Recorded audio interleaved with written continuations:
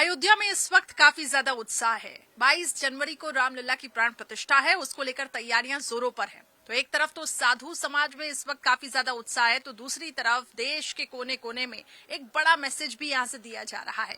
लेकिन साधु समाज, संत समाज आखिर इसको लेकर क्या सोचता है? इस वक्त हमारे साथ महंत राजूदास महाराज जी जुड़ चुके हैं। देखिए, क्योंकि ये हजारों वर्षों का संघर्ष रहा है और हर नागरिक के लिए ये एक आनंद की अनुभूति है कि अब रामलला जो है वो विराजमान होंगे, और ऐसे में कितनी खुशी है। राजूदास महाराज जी, मैं सबसे पहले आपसे जानना चाहती हूँ। राम द्वारे तुम रखवारे होत न आज्ञा बिन पैसारे, सब सुख ले हो तुम्हारी सरना, तुम रक्षक काहो को डरना। जहाँ मौजूद है आप, सिद्धपीठ अयोध्या हनुमानगढ़ी मंदिर है, जहाँ पर हनुमान जी महाराज यहाँ सदैह निवास करते हैं, राजा के रूप में बैठे हैं। हनुमान जी महाराज राम जी के अनन्य भक्त, अनन्य सेवक। हर भक्त राम धुन में मदमस्त रहने वाला कोई है, निष्काम भाव का सेवक दूत वो हनुमान जी महाराज। आप हनुमान जी के दूत से ये सवाल पूछ रही हैं, कितना खुशी, अपार खुशी। 1949 के पहले 1700 कुछ ईस्वी में, 1800 कुछ ईस्वी में और 1949 से लेकर आज तक जो प्रयास रही है राम भक्तों का, सनातनियों का, संत अपने आश्रम की पूजा पद्धति, पूजा व्यवस्था, पूजा पाठ को छोड़कर, भजन संध्या को छोड़कर, पूजा बंदन को छोड़कर, यज्ञ आदि अनुष्ठान को छोड़कर गांव में, गलियों में लोगों के बीच बैठकर जगाना, हे राम भक्त जगो, पार ब्रह्म परमात्मा भगवान श्री राम। मंदिर की कोई जरूरत नहीं है, कन कन में उनकी व्यापकता है, हर जन के व्यक्ति में उनका भाव है। फिर भी एक आशा और विश्वास की आस्थावान हम लोग हैं। आस्था इतनी है कि 56 प्रकार के व्यंजन बनाते हैं, खूब बनाते हैं, दिन रात मेहनत करते रखते हैं और भगवान के सामने रख के आंख बंद किया और तुलसी दल डाला और समझ लिया भगवान पा लिए। पाना हम लोग को है, लेकिन एक विश्वास है, भाव है, समर्पण है। इसके नाते हनुमान जी महाराज को सबसे ज्यादा प्रसन्नता। और जिस प्रकार से हनुमानगढ़ी के नागा साधुओं ने, आज नहीं शुरू से ही 1700 कुछ ईस्वी में कैसो नागा साधु मारे गए, 1800 कुछ में मारे गए, 1949 से लेकर लगातार जो प्रयास राम भक्त जगे, जिसका परिणाम स्वरूप संघ विचार परिवार का जन्म हुआ। और जन्म के बाद लोगों को गलियों में जाकर, कूचों में जाकर जगाया, जिसका परिणाम स्वरूप है कि एक जागृति आई और इतने लंबे संघर्ष, 5 लाख से ऊपर राम भक्तों के प्राणों की आहुति और 76 बार की लड़ाई।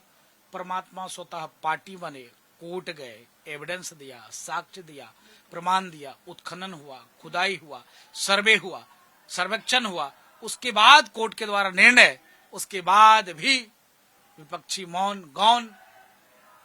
लेकिन वो कह रही हैं कि भगवान तो सबके हैं, कुछ कह रहे हैं कि हमें तो आमंत्रण आया नहीं है, लेकिन अगर भगवान का बुलावा आएगा तो हम आएंगे।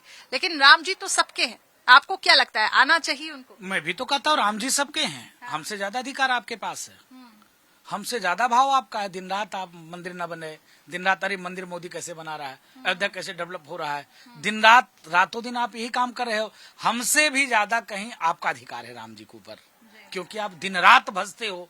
हम लोग इच्छा में जल्दी बने, जल्दी बने, भव बने, दिव्य बने, नब्ब बने। पार ब्रह्म परमात्मा सबके, किसी पार्टी के नहीं, किसी दल के नहीं, किसी संप्रदाय के नहीं, भगवान राम सबके हैं, सबका अधिकार भगवान राम के ऊपर है। लेकिन भाव यह है कि जाकी रही भावना जैसी, प्रभु मूर्त देखी तीन तैसी। आपका भाव अच्छे नहीं है। अगर भाव आपके अच्छे होते तो आपको भी कुर्सी मिली थी, आपने तो निहत्थे राम भक्तों पर गोली चलवाई। आपको भी कुर्सी मिली थी, आपने कहा राम का अस्तित्व नहीं, राम सेतु कैसा, राम काल्पनिक। राम मंदिर के विरोध में आखिर में पूछना चाहता हूं कि वकील किसने खड़े किए थे? हम तो पक्ष के वकील ढूंढ रहे थे, विपक्ष में वकील किसने खड़े किए थे? बाबर एक विदेशी आक्रांता था, आक्रमणकारी था, लुटेरा था, बलात्कारी था, माता बहन बेटियों का इज्जत लूटता था, कत्लेआम करता था, आतंक फैलाता था, कितने लोगों की उसने हत्याएं की। और आज आप प्रयास ये कर रहे हो कि अपेक्षा करते हो कि न्योता हमको नहीं दिया जा रहा है। बाबर की तरफ खड़ा कौन होता है? फिर ये क्रेडिट लेने की जो होड़ है, उनका ये कहना है कि धार्मिक स्थलों को आप विकसित करके एक वोट बैंक को साध रहे हो। तो मेरा कहने यही तो मैं भी कहता हूँ ना, मैं टोपी पहनता हूँ ना किसी को टोपी पहनाता हूँ। मोदी जी ने नंगा कर दिया। एक तरफ तो आपने कहा कि न्योता नहीं दिया, दोबारा न्योता मिला तो बोला मैं आऊंगा नहीं। ये कहा जाता है कि मोदी इतना काम क्यों मंदिर के लिए कर रहा है, अच्छा नहीं लगता है। तो कहने का अभिप्राय है कि आप जब राम जन्मभूमि की भूमि पूजन हो रहा था तो सारी विपक्षी काला तिरपाल पहनकर धरने पे बैठ गए थे कि मोदी कैसे अयोध्या है।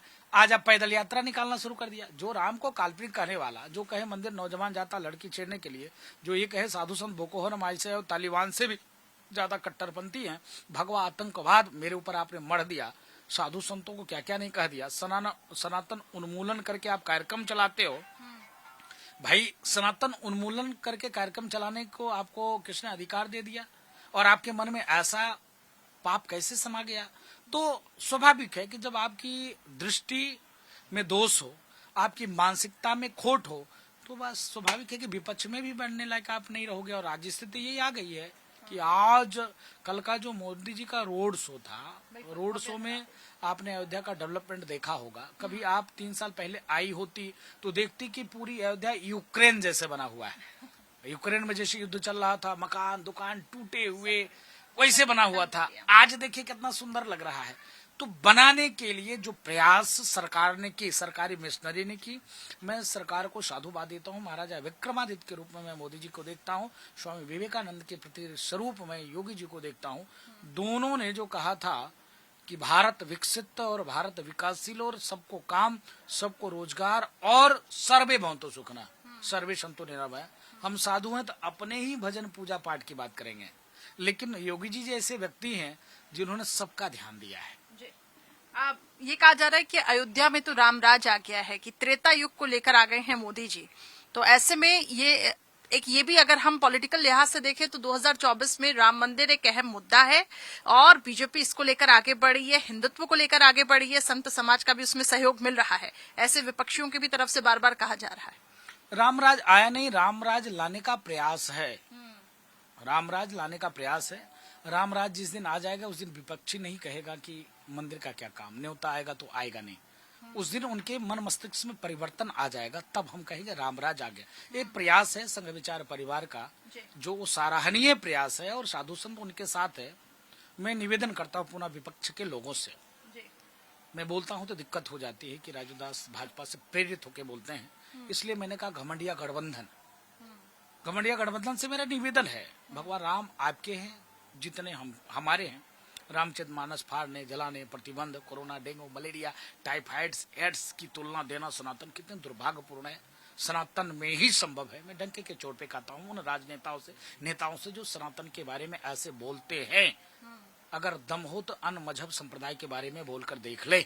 अभी भी वक्त है विपक्षियों को कि चले जाएं भगवान कृष्ण की जन्मभूमि और वहां अपने पाप की प्रायश्चित करने के लिए भगवान कृष्ण से प्रार्थना करें, हे पार ब्रह्म परमात्मा परमेश्वर, आपसे मेरा निवेदन है, जैसे मोदी ने अयोध्या पे कब्जा कर लिया है वैसे मैं चाहता हूं आपकी चरण की सेवा। मैं मथुरा को भव्य बनाना चाहता हूं, आपकी जन्मभूमि को भव्य बनाना चाहता हूं।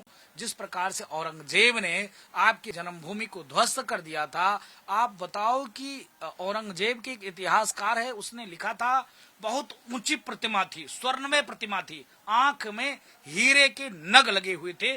भगवान को, भगवान कृष्ण की देखने के बाद मतलब इस प्रकार से व्यक्ति मोहित हो जाता था। आखिर वो मूर्ति कहाँ चली गई, क्या हो गया?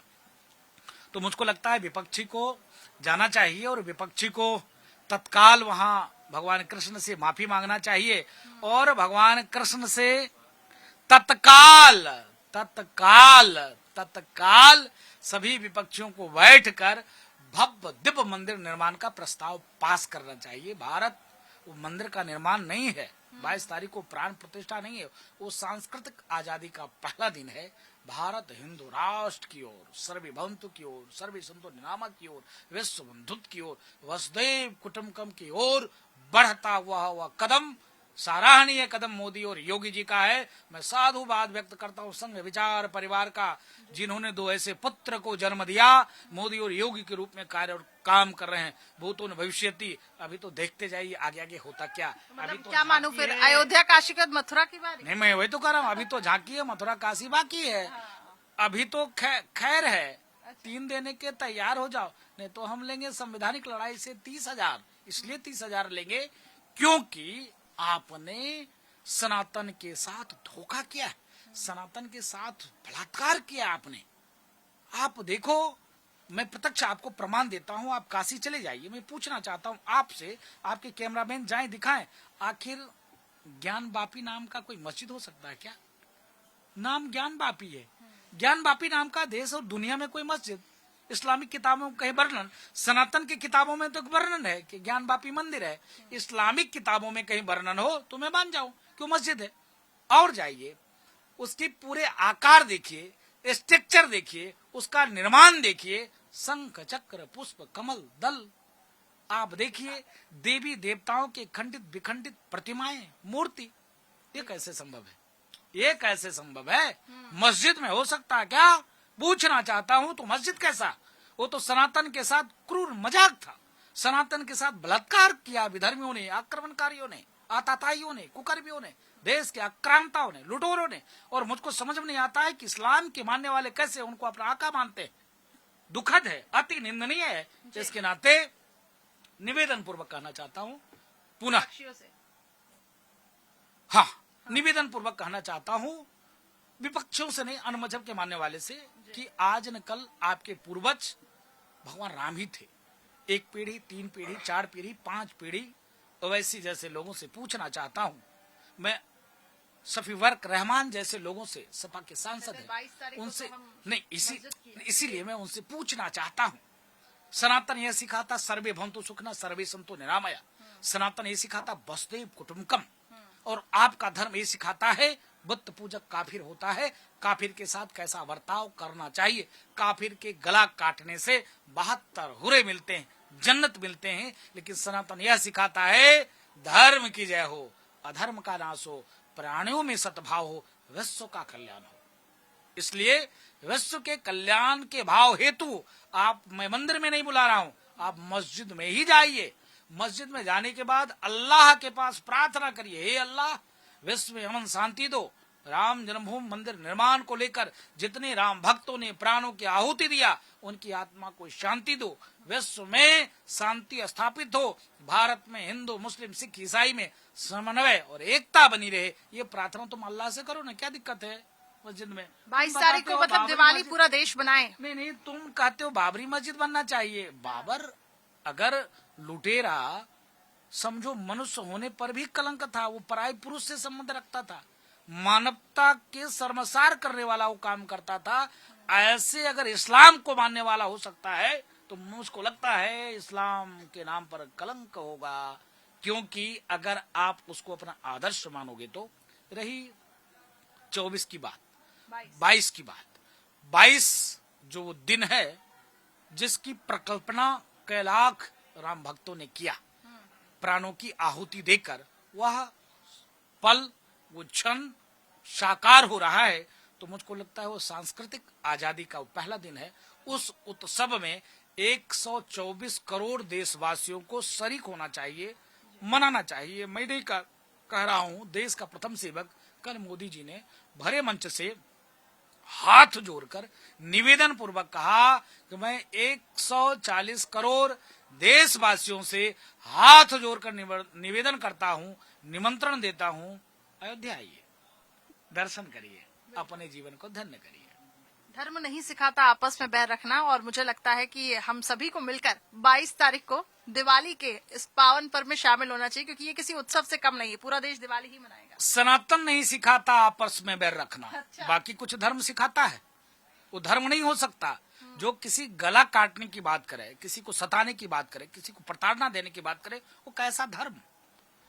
वो कैसा धर्म? मुझे लगता है ये एक सोच नहीं, है, उसको बदलना चाहिए। आपने सनातन में जो कुरीति थी उसको खत्म करने का आपने देखा है, सती प्रथा, उसको आपने खत्म किया कि हाँ अप्रिय घटना हो गया तो उसको अधिकार मिलना चाहिए। सती को जो है आग में जल के भस्म नहीं होना चाहिए।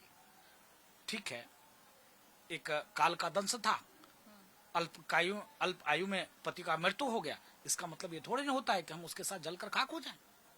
इस प्रथा को आपने खत्म किया तो तमाम कुप्रथा है इस्लाम में, हलाला, तलाक।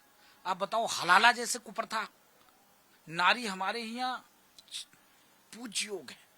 और हलाला के साथ साथ सामूहिक हलाला में वीडियो देख रहा था, कितनी भयावह स्थिति महिलाओं के साथ होती है, तो उस पर कोई आवाज नहीं उठाते, सवाल नहीं उठाते। तो इसके नाते सचेत होने की जरूरत है।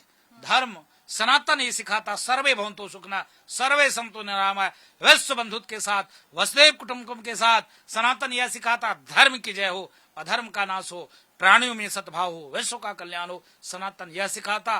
कुछ ऐसे मजहब हैं जो कट्टरता के नोक पर चलते हैं, जो तलवार के बल पर सलवार पहनाना चाहते हैं, उनको मैं सचेत करने की जरूरत समझता हूं। उनको चेतना चाहिए कि यह अब देश डेमोक्रेसी वाला देश है, लोकतांत्रिक वाला देश है, जहां पर संविधान का राज है। संविधान यह सिखाता है, तलवार के बल पर सलवार नहीं। संविधान यह सिखाता है, पढ़ो लिखो आगे बढ़ो, कलम के बल पर आप जवाब दो, कलम के ताकत पर। आखिर आज राम जन्मभूमि का विजय कैसे हुआ है? कलम के बल पे हुआ है, संविधान के बल पे हुआ। वेद पुराण शास्त्र उपनिषद चिल्लाता रह गया, भगवान राम की जन्मभूमि है। कोर्ट ने कहा नॉट एविडेंस, एविडेंस नहीं। वो पक्ष भी कह रहा है कि हमारे पास भी एविडेंस है, पर हमारी सुनी नहीं जाती है।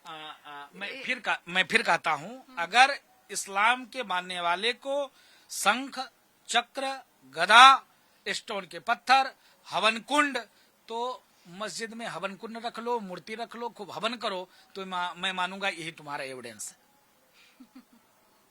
नहीं, ये गंभीर विषय है। आप देखिए, कोर्ट पर सवाल खड़े करना, मैं पूछना चाहता हूं ओवैसी बंधु से। वो तो कहते हैं कि पूरी चीजों को अंडर कंट्रोल कर दिया गया है, चाहे फिर वो कोर्ट ही क्यों ना हो, चाहे वो फिर पुलिस की बात करें, पूरे ब्यूरोक्रेट्स की बात करें, सबको खरीद के रख दिया है। और ये कह रहा है कि खतरे में है, लोकतंत्र खतरे में। मैं यही तो आपसे पूछना चाहता हूँ, लोकतंत्र का ये पैमाना है, संविधान का ये पैमाना है कि एक कौम एक मजहब एक संप्रदाय को गाली दो, नीचा दिखाओ। संविधान का ये पैमाना है, ये लोकतंत्र का पैमाना।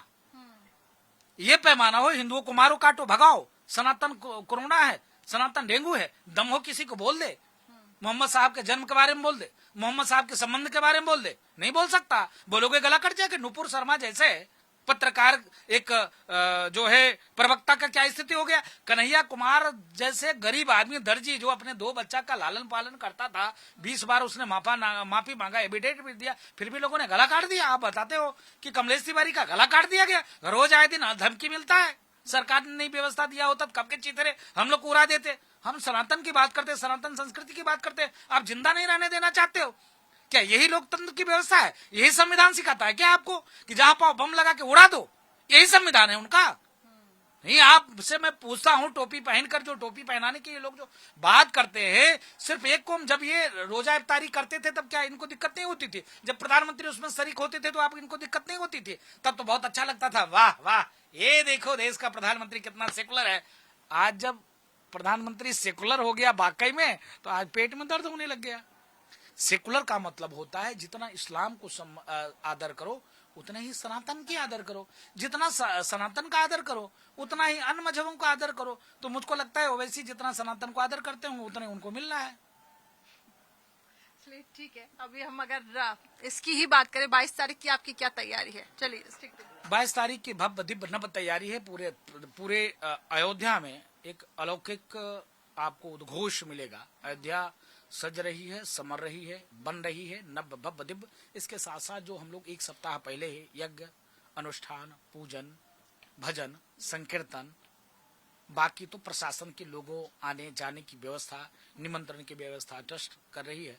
बाकी हम लोग का जो भाव है, खूब आनंद लेना, भजन संकीर्तन करना, उत्सव में लोगों को शरीक करके उसके जीवन को धन्य बनाना, ऐसा भाव के लेकर हम लोग 22 की तैयारी कर रहे हैं। देशवासियों को आखिरी सवाल है, क्या कहना चाहेंगे, क्योंकि बहुत गौरवशाली वह सांस्कृतिक आजादी का वो पहला दिन है। पूरे देशवासियों से मैं अपील करता हूँ, निवेदन करता हूँ, प्रार्थना करता हूँ, भूतो न भविष्यति, ये क्षण, ये पल, ये अवसर जो हमको मिला है, आया है, इस पल का आप लाभ लीजिए और अपने जीवन को धन्य करिए। आप जहीं पर हैं, मंदिर में हैं, चर्च में हैं, गुरुद्वारा में हैं, मस्जिद में हैं, वहां जाकर जिस भाव से आप परमात्मा को मानते हो, अल्लाह को मानते हो, ईश्वर को मानते हो, गॉड को मानते हो, उसी भाव से आप प्रार्थना करके पूरे हिंदुस्तान में शांति की कामना करो। भगवान राम ने सबको गले लगाया, क्या सबरी के मीठे बैर, बीज बैर नहीं, बीज में कह रहा हूँ, क्योंकि ऊपर से माँ सबरी जो है खा जाती थी, खाली बीज ही रखती थी, इतना भाव में मस्त थी। भगवान राम कीवट का क्या निहोरा, क्या निषाद राज का भाव। चाहते तो वाली से समर्थन ले सकते थे, लेकिन नहीं, सुग्रीव को गले लगाया। जब उनको पता था वाली सर्वशक्तिमान, 6 महीने तक रावण को कांख में रखा, फिर भी वाली से समर्थन नहीं लिया भगवान राम ने। इसलिए नहीं लिया, अनुज बधी भगनी सुत नारी, मतलब जिस प्रकार से नारी का सम्मान होना चाहिए था, वाली ने किया नहीं। छोटे भाई को जिस तरह प्रताड़ना दिया, इससे भगवान राम दुखी थे, इसलिए वाली का समर्थन नहीं लिया, सुग्रीव का लिया। इसके नाते अपील है कि आप भगवान को भाव से भजिए और प्रार्थना करिए पूरे देश में जो वीर सीमा पर शहीद नौजवान, उनकी आत्मा की शांति हेतु जो 76 बार की लड़ाई में राम भक्तों ने प्राणों की आहुति दिया, राम जन्मभूमि रक्षा सुरक्षा के लिए, उनकी आत्मा की शांति हेतु 5 दिए जलाकर अपने अपने द्वार पर भगवान राम के चरणों में पुष्पांजलि करिए। और जो भी जिस धर्म को मानते हो, आप खूब कुरान पर हो, इस्लाम को मानते हो, आप सिख हो तो गुरबानी पढ़ो, आप हिंदू हो तो वेद पुराण पाठ की उपनिषद का पाठ करो, आप ईसाई हो तो बाइबल पढ़कर अपने जीवन को धन्य करो। चलिए ठीक है, तो यही है कि सभी धर्म मिलकर 22 तारीख को जिस तरीके से प्राण प्रतिष्ठा ये कार्यक्रम है, उसको लेकर जो जहां पर है वहीं से ही देखिए इस पूरी चीजों का आप ये कह सकते हैं कि आनंद उठाएं। और बेहद ये उत्सव का पल है, गौरवशाली पल है पूरे देशवासियों के लिए, क्योंकि इतने वर्षों का संघर्ष है वो खत्म हो रहा है। तो निश्चित तौर पर आप भी अपने घर पे बैठिए और इंडिया डेली लाइफ के माध्यम से हम हर एक तस्वीर अयोध्या की आपको दिखाते रहेंगे। आप बने रहिए हमारे साथ। बहुत बहुत शुक्रिया महाराज जी हमारे साथ जुड़ने के लिए। खूब आपको, आपके दर्शक को, आपके चैनल वालों को, आपको भी, आपके कैमरामैन को भी, इतने त्याग करके, तपस्या करके, इतनी ठंडी में अयोध्या के गलियों में कोचों में घूमकर अयोध्या का डेवलपमेंट, अयोध्या का विकास, मंदिर भव्य दिव्य, रोड की चौड़ीकरण, ये जो आप दिखाकर जनता तक पहुंचा रही हैं, इसके लिए आपको हनुमान जी महाराज की तरफ से कोट कोट कोट आशीर्वाद। शुक्रिया शुक्रिया। और हमारा ये कर्तव्य भी है कि हम हर एक तस्वीर अपने दर्शकों तक लेके आए। हर एक अयोध्या जो भव्य है, अयोध्या जो यहाँ पर जिस तरीके से अयोध्या का कायाकल्प हुआ है, वो तस्वीरें हम आप तक पहुंचा रहे हैं। तो अयोध्या के रंग देखिए मेरे संग। कैमरा पर्सन जितेंद्र के साथ करिश्मा, इंडिया डेली लाइव के लिए।